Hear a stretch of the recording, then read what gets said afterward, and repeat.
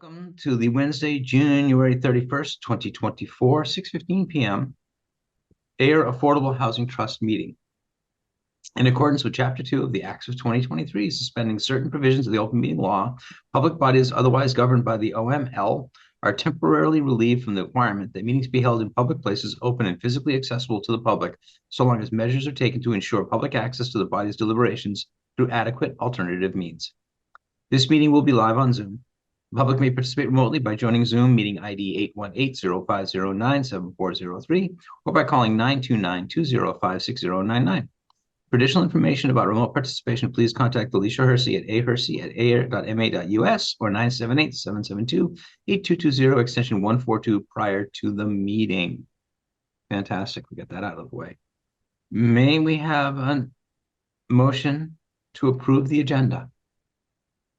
So moved. Thank you, Cindy Lavin. Thank you for the second, Colleen. And because it's any discussion on this item? Hearing none. Cindy Lavin, how do you vote? Aye. Colleen Fraser? Aye.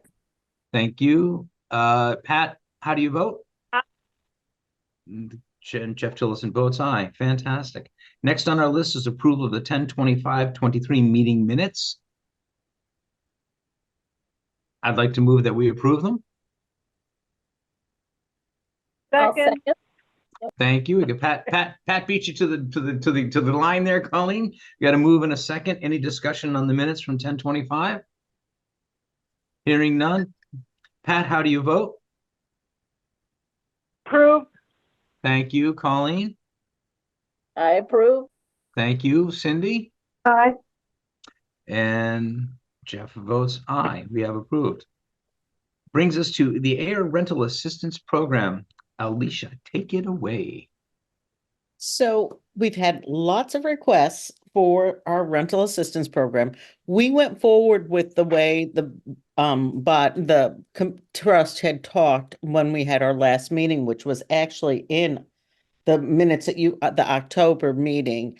And so there was consensus there that we would just not give grandfathered spaces. So, and it was the guidelines were clear enough on that. So that's what we've let everybody know. So it's going to be case by case, most needy going to. We have one unit from our old 10 that has just given notice that the person is in assisted care now.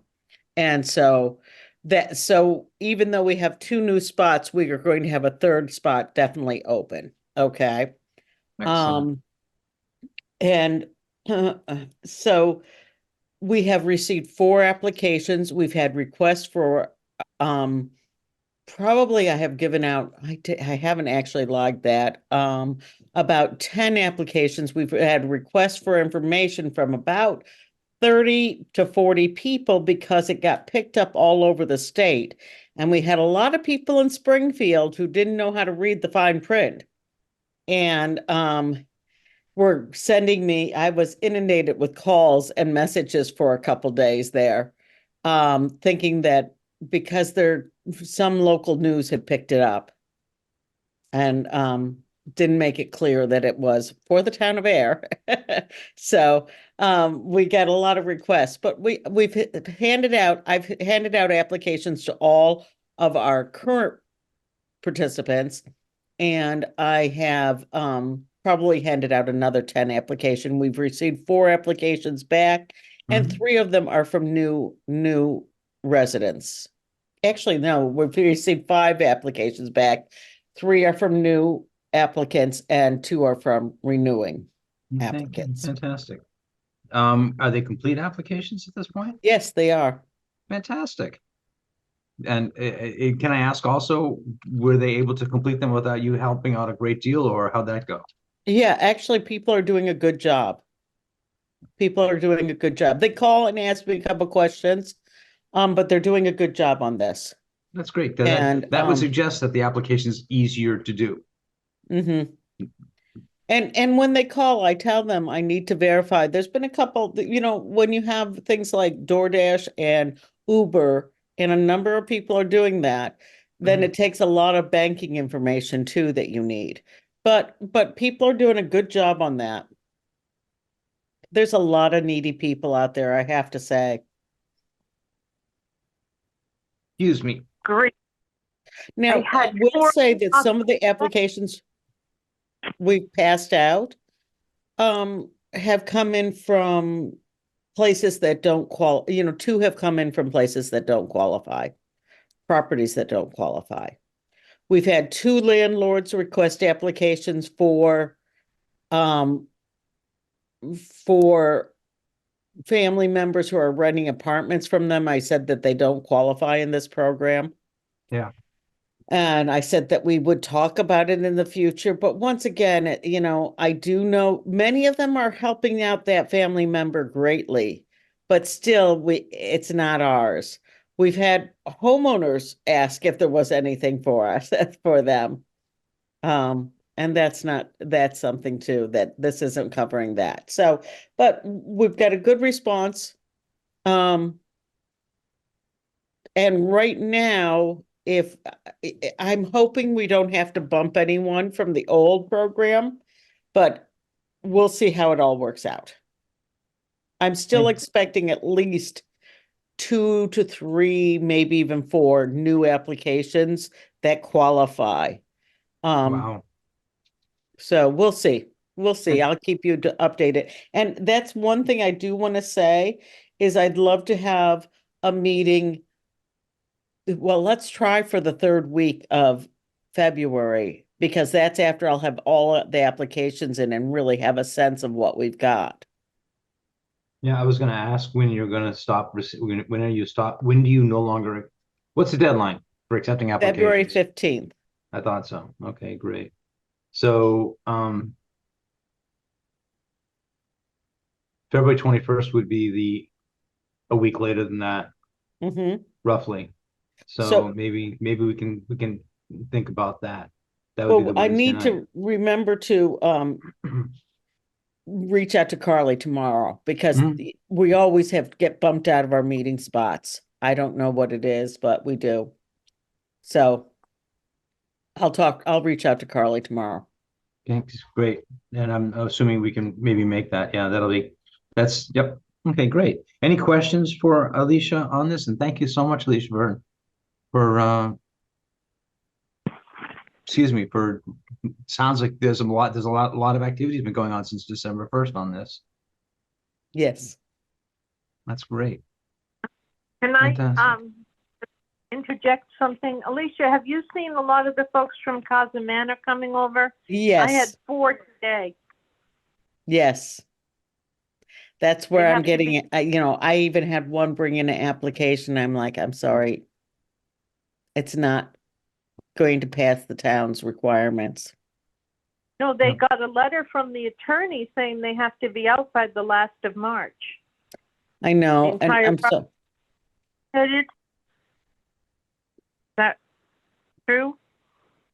I haven't heard that. I just know that I'm getting a lot of Casa Honors people looking for units. And one of the hardships, so here's one thing is Zodiac got purchased and they went up $200 to $300 in rent the first year. And this is only basically the second year since the purchase, maybe 2.5 years. And I'm being told that the 1 bedrooms that had been moved up to 1250 are now 1375. So they went up 125 more. And so that was a lot. Those are a lot of units, and they were far more affordable before it got sold. They were 900 to 1200 ranging, and this is a big change. I'm Wow. going to segue here a little bit. That should probably go into discussion. Mhm. And we were talking about this because one of the things Janet brought in an op-ed piece that Senator Eldridge had written in, I think, the Sentinel. And she sent it over to me and I was reading it, and he's exactly right on this.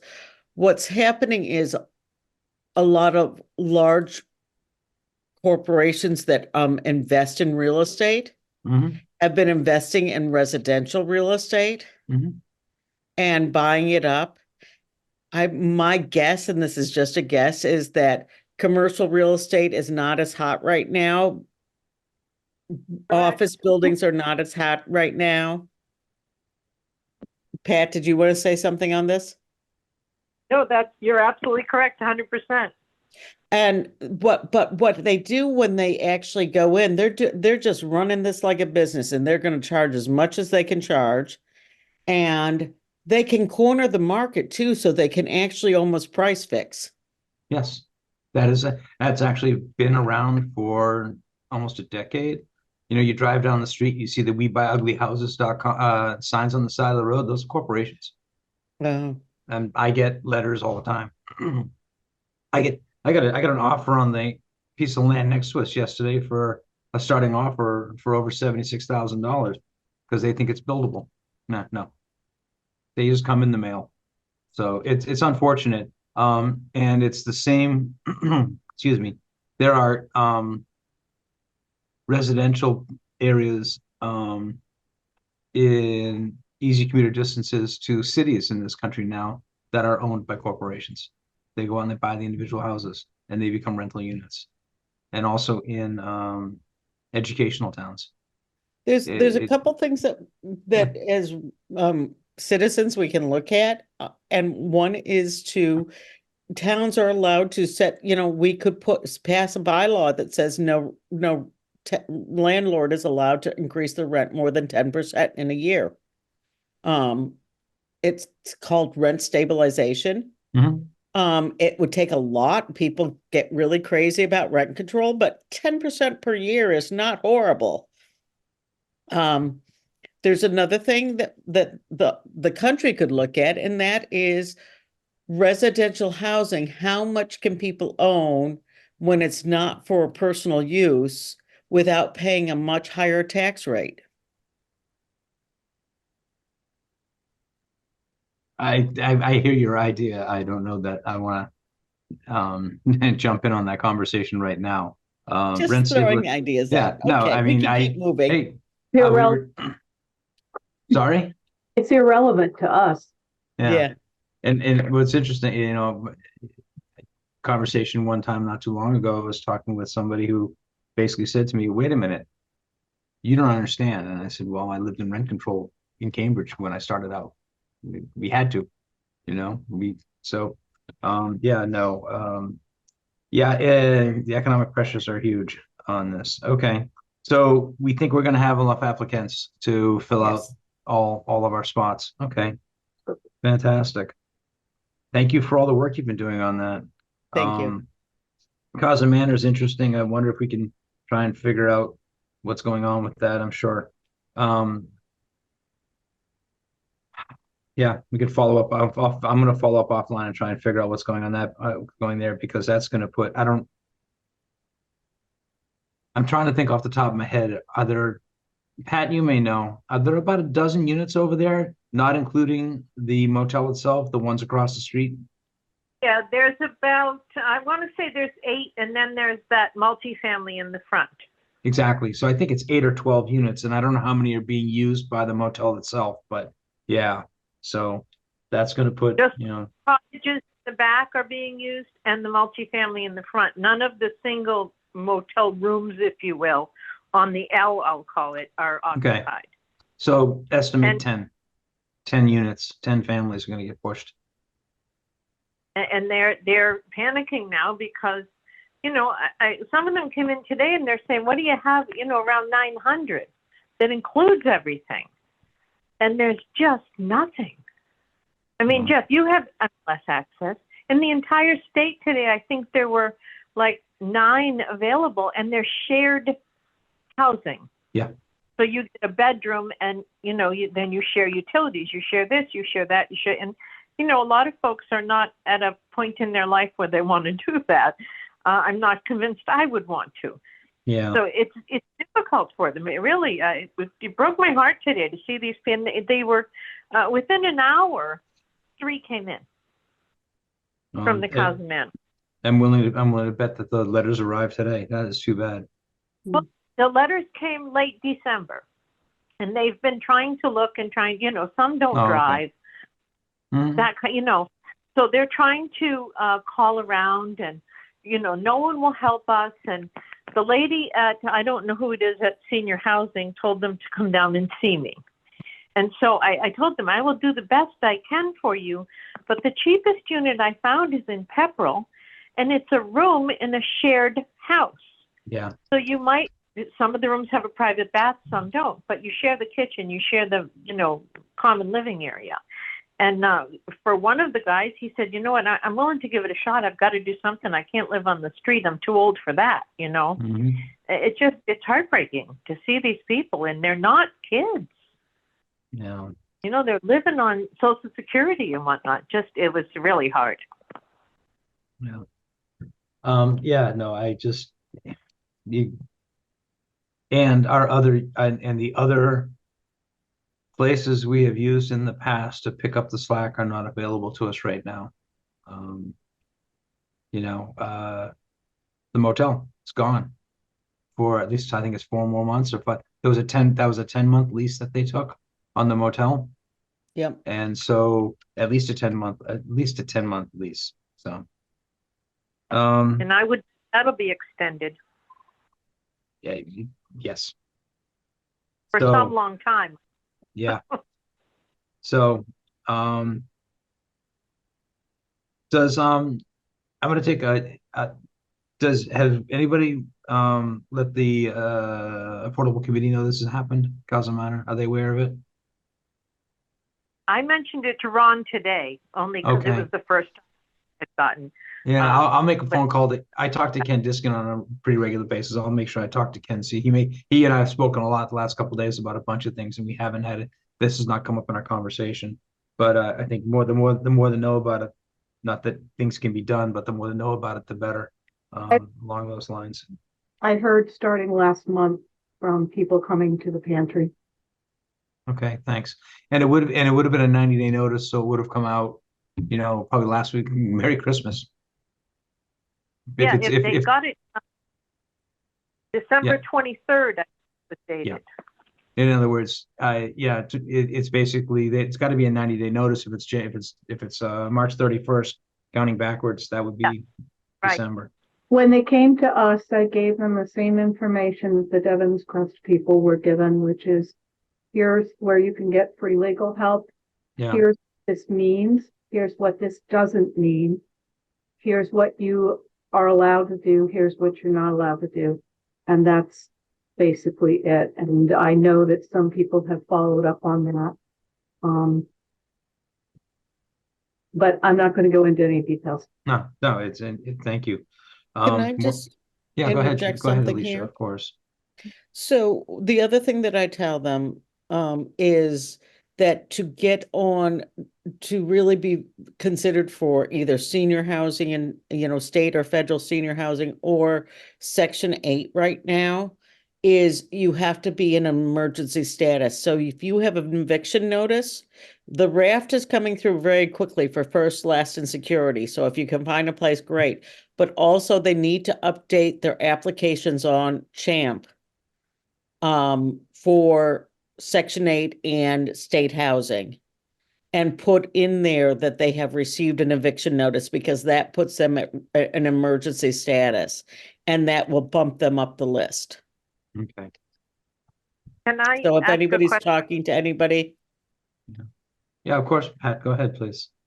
Okay, Alicia, on that, some of these folks that come in today had no email access, had no computer access, wouldn't know how to even start.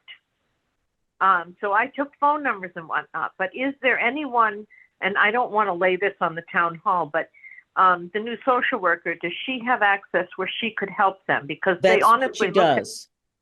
heads. That is what she does. And I'll get you cards tomorrow for Brittany. Thank you, I appreciate it. Yeah. What you can't see, Pat, is Alicia shaking her head yes the whole time you're asking that question. Okay. So yeah, Thank I'm just gonna, it's like Zoom for the phone, that's what's going on. Okay. There you go. Thank you for the update on the Ayer rental assistance program. I'm going to next on our agenda is talk about the Ayer Commons. Alicia, have you heard anything from Phil or his crew? Well, all day long I said, I've got to call Annika. And then all of a sudden it was 4:30 and I realized I've got to call Annika. And I gave her a call. And as I had reported, and you knew, Jeff, they had been invited to submit their one-stop application, which is due February 15th. Now, they Oh, weren't I thought it was expecting, due January 15th. Okay, good. okay. So It's due I'll take a deep February breath now. 15th, Yeah, and I okay. just wanted to make sure because we've been talking back and forth anything that she needs. They have another application in there, and they were not expecting to be asked to put this application in at this round. Mhm. But they were excited to be asked to put this application in. And for a little bit, she was talking about that she thought it might, you sometimes have to do it more than once, or you're asked to do a mini round. In other words, they take a look at your application, give you some feedback, and then you put it back in the summer Mhm. or late spring, early summer. And so she was a little surprised that they had been, asked to put it in, but I explained that Air had been on the forefront of DHCC or HLC's sites, whatever it is. EOHLC. The Executive Office of Housing. Yeah. EOLC, yeah, it's LHC. just Yeah. too hard Mhm. for me. I'll Yep. get it one of these days. The new acronym. Mhm. But we have been on the state's radar, and she thought that was a good sign. She's rather hoping that they put the application in and they're asked to do the mini round Mhm. because they'll be allowed to tweak the application some and that sort of thing and be told what they should be asking for. It's a way to adjust the application so that it's more palatable in many ways, okay? And Yep. they do need some more money. Cindy? What was the date? The first date was February 15th is when their one-stop application is going to be. I needed, thanks. That's okay. So anyway, we are working with them. They were very surprised to be asked to put it in on this round, so that's good news. How long for dinner's ready? Everyone in the meeting knows that now. So Sorry for that, guys. any questions on this? No, thank you very much. I'm glad that we're in on the one stop. I thought the one stop was third week of January. I had that in my head.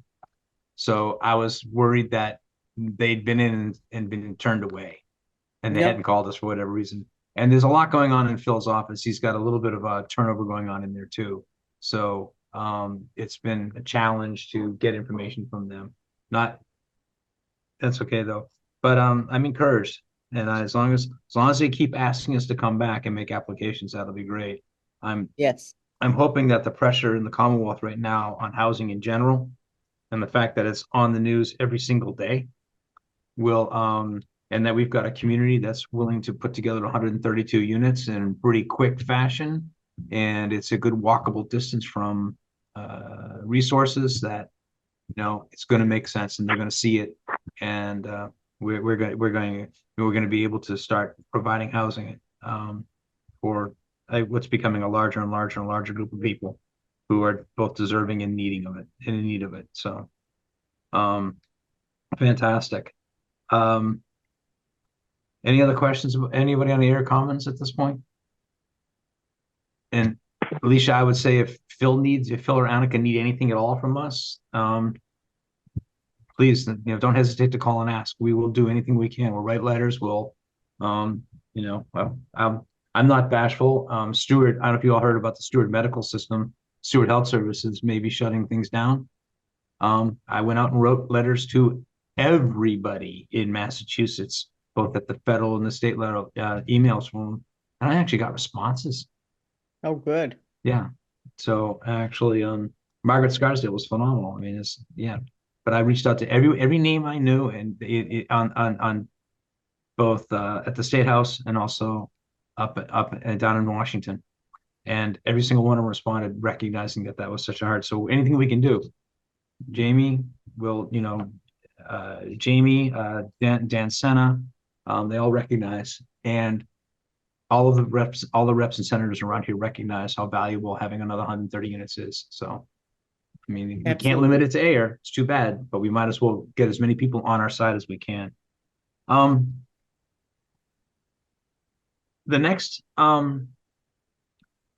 agenda item was reviewing a review of goals for later this year and going forward. And let me tell you why. And we may or may not do anything with that right now. But I asked Alicia to put this on the agenda because housing is a huge issue right now.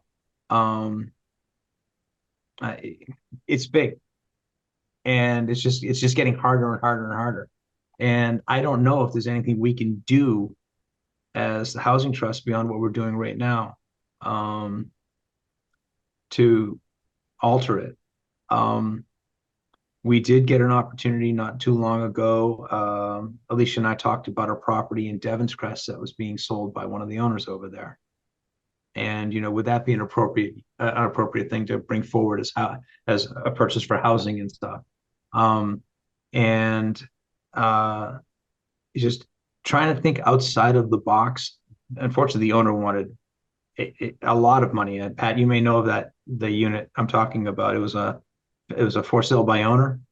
I have no idea if it closed or not, or if they got anything, what they wanted for it.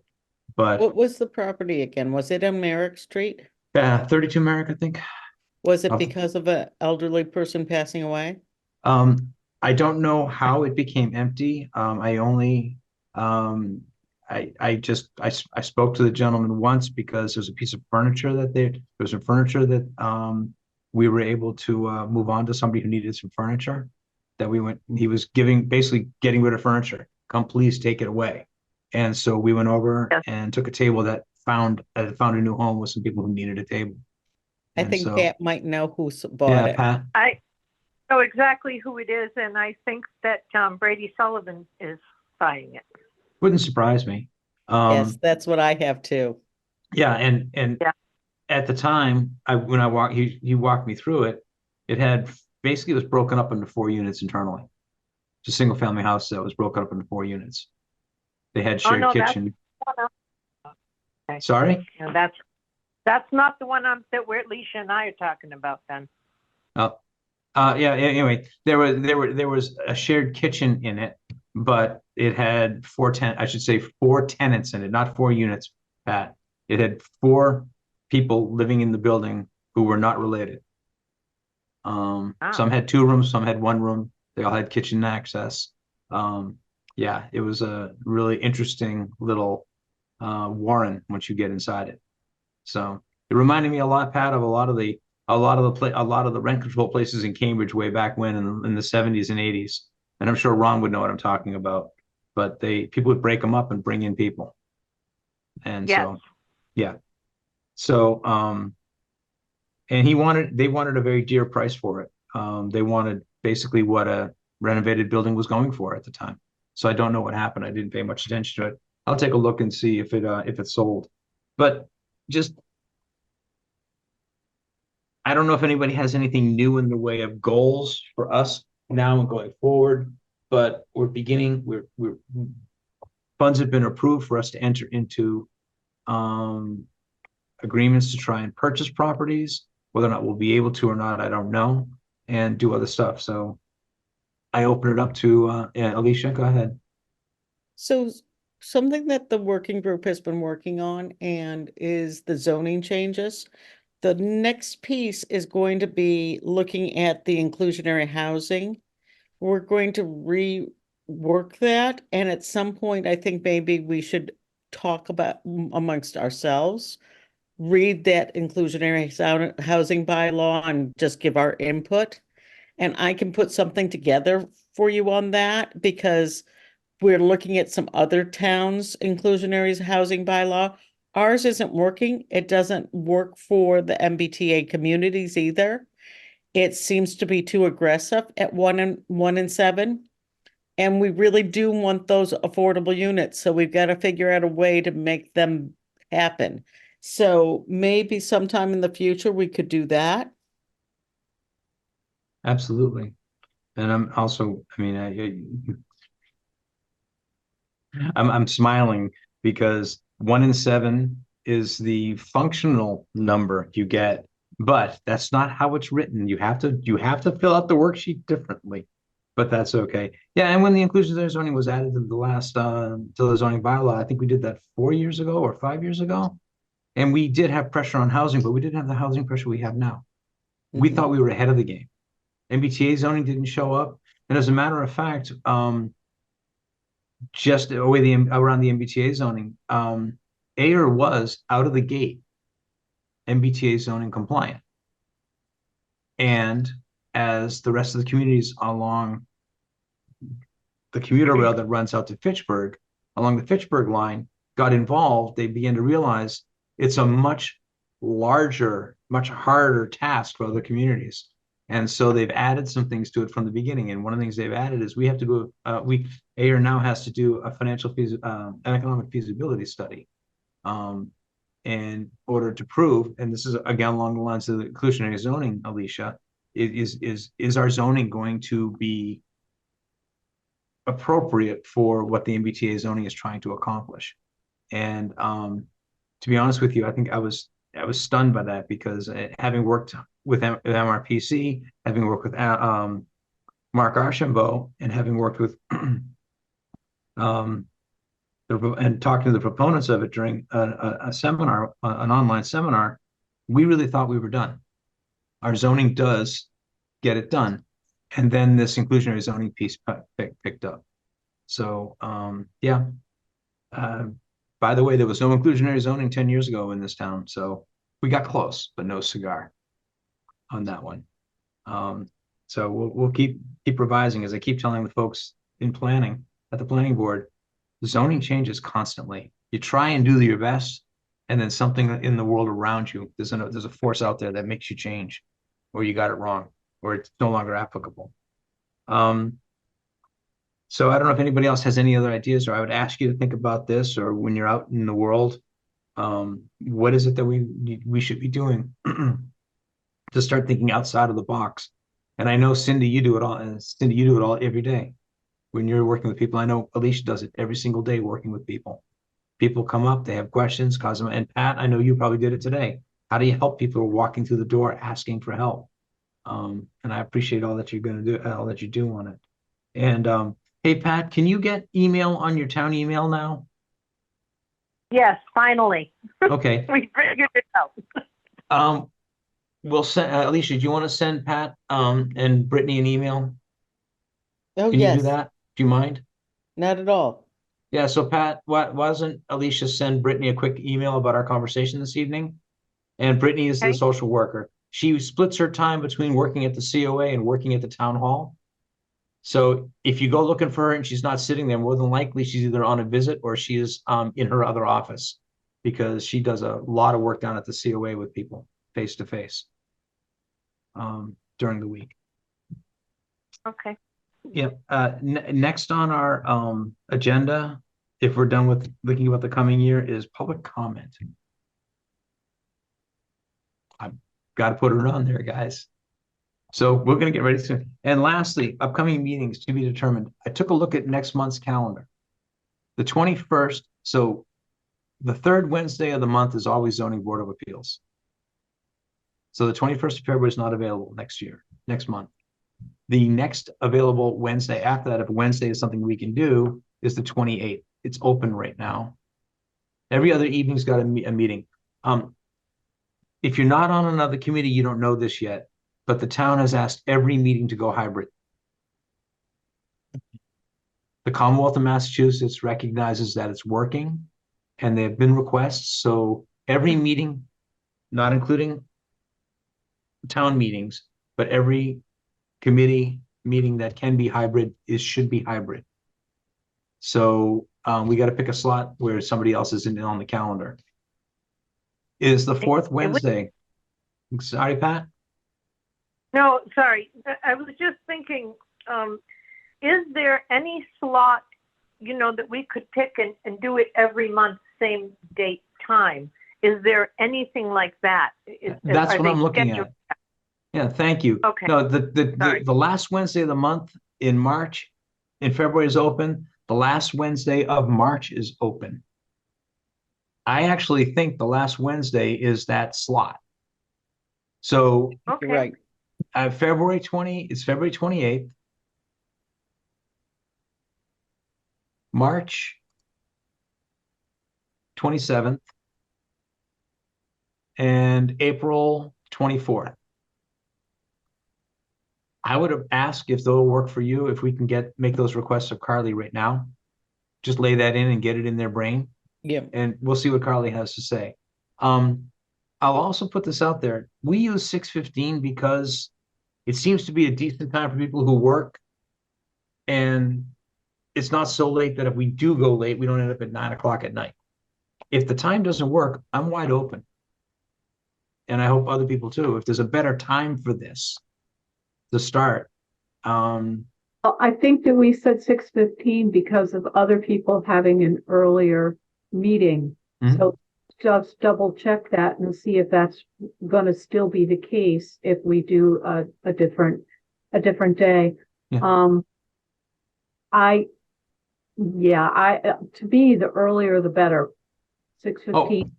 I'm totally with you, Cindy. And I mean, I used to struggle to get to a 6 o'clock meeting because I had to drive back to town, and meetings couldn't have quorums because I wouldn't show up in time. We moved to 6:15. Now that I'm no longer driving back to town, it's less of a struggle. But I like the 6:15 and being done by 7:30. Gives you a chance to be with your family, gives you a chance to settle down before you got to get ready for the next day. Spoken like an old guy, huh? So why don't we try for 6:15 on the 28th, please? Yep. Jeff, can I ask a quick question about what you said about them wanting meetings to go hybrid?